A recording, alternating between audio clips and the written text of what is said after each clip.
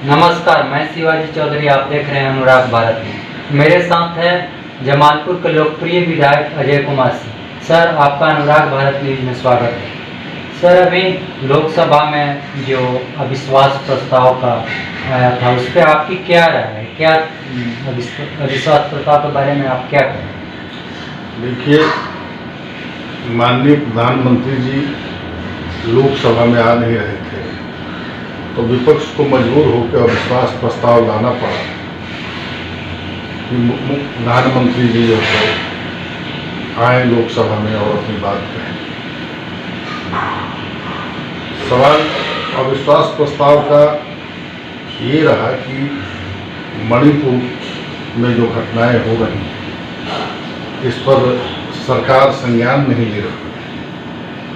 माननीय प्रधानमंत्री जी वहाँ जा नहीं रहे, सदन में आके इस पर कुछ बोल नहीं रहे।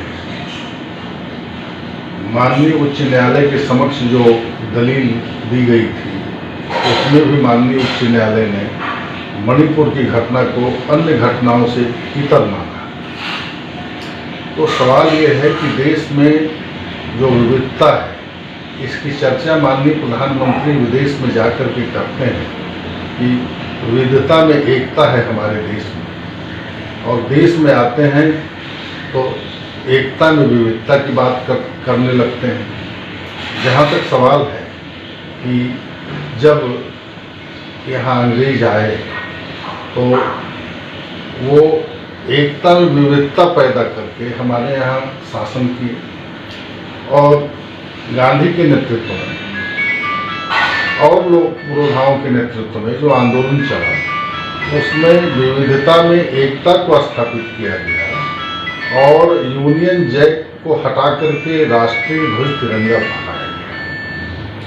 तो विविधता में एकता स्थापित करने के लिए, यह बात तय करने के लिए, मणिपुर की घटना के लिए इंडिया गठबंधन ने अविश्वास प्रस्ताव लाया था, जो बिल्कुल ही सही था। लेकिन माननीय प्रधानमंत्री जी 2 घंटा 13 मिनट बोले और हंस रहे थे, व्यंग कर रहे थे, और व्यंग में सारी बातें कहे जा रहे थे, दोषारोपण किए जा रहे थे। एक बात उन्होंने देश के बंटवारे की बात कह डाली।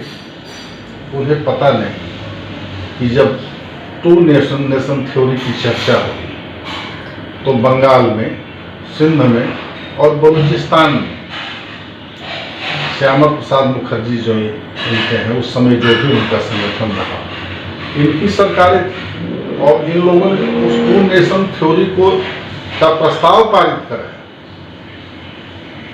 तो देश के बंटवारे में इनकी अहम भूमिका तब भी रही 1930 के गोल मेज कॉन्फ्रेंस में रही, और ये बंटवारे का तोहमत कांग्रेस पार्टी को लगा।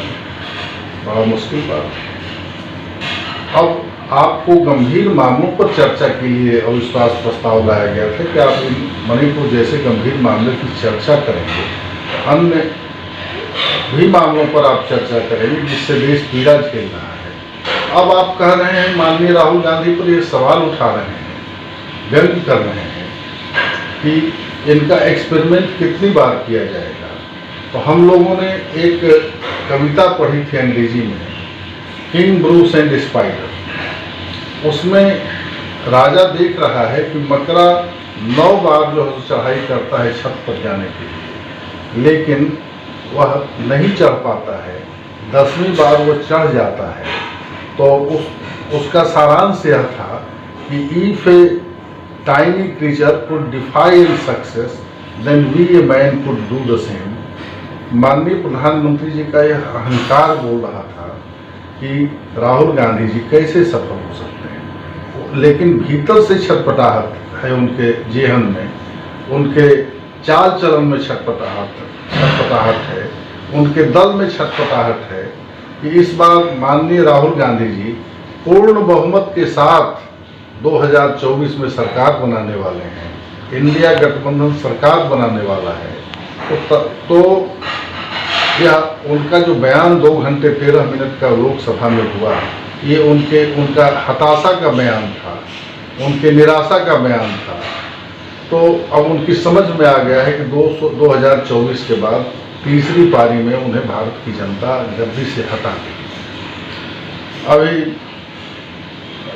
माने जो छोटी छोटी बातें हैं जिसका कोई मतलब नहीं है, उनके कैबिनेट में मिनिस्टर अनर्गल आरोप लगाती हैं, जबकि वीडियो में स्पष्ट है, कहीं नहीं है कि फ्लाइंग किस की बात लोकसभा में बीजेपी के महिला सांसद ने कही कि नहीं, आपके राहुल गांधी फ्लाइंग किस की, ये आरोप कैसा?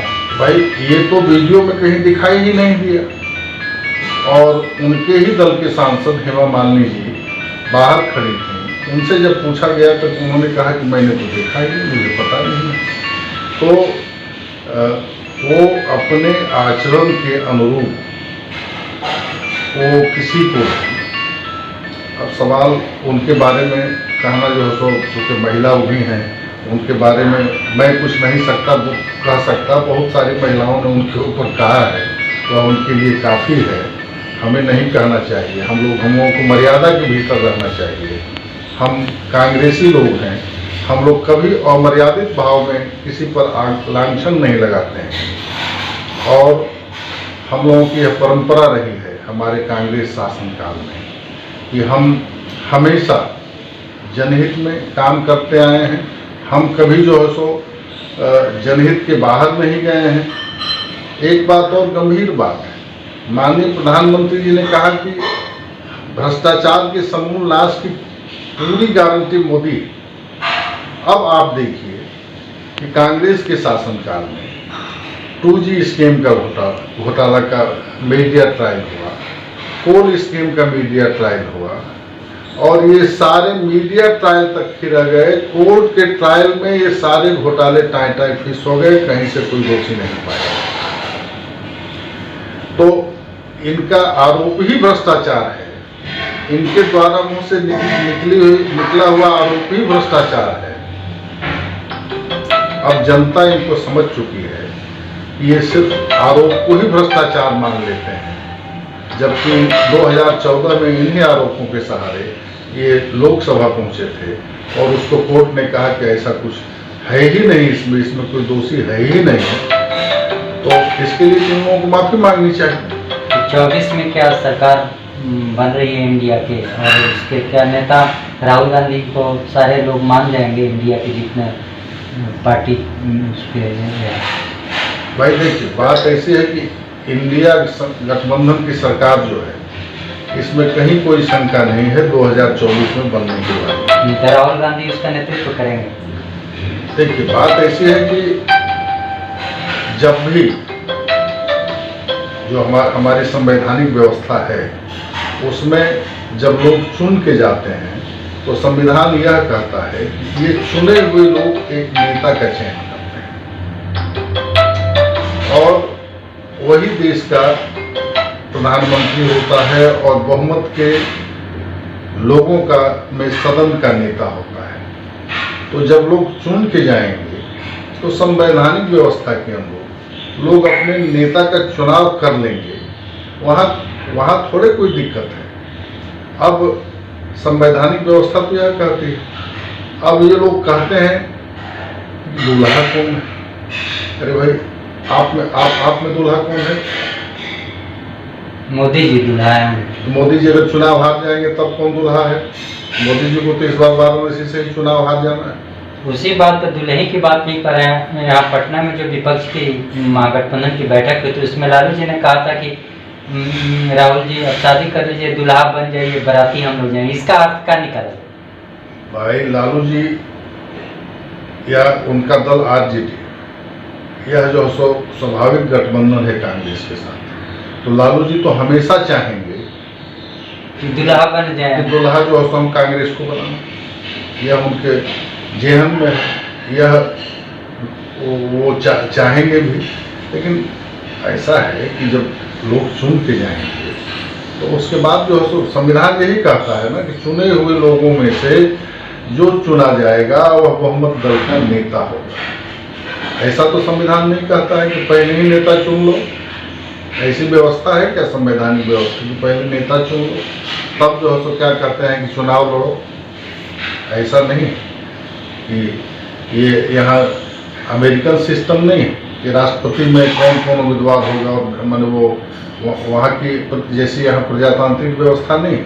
यहाँ की प्रजातांत्रिक दो तरह की प्रजातांत्रिक व्यवस्थाएं होती है, प्रत्यक्ष अप्रत्यक्ष, डायरेक्ट और इनडायरेक्ट। तो सवाल ये है कि उनसे हमारी व्यवस्था इतर है और उस व्यवस्था में बहुमत दल का चुना हुआ व्यक्ति सांसद बहुमत दल का नेता होता है। यह संवैधानिक व्यवस्था। जी, आपने बहुत बहुत बेशकीमती समय आपने हमको दिया अनुराग भारत को, इसलिए बहुत बहुत धन्यवाद।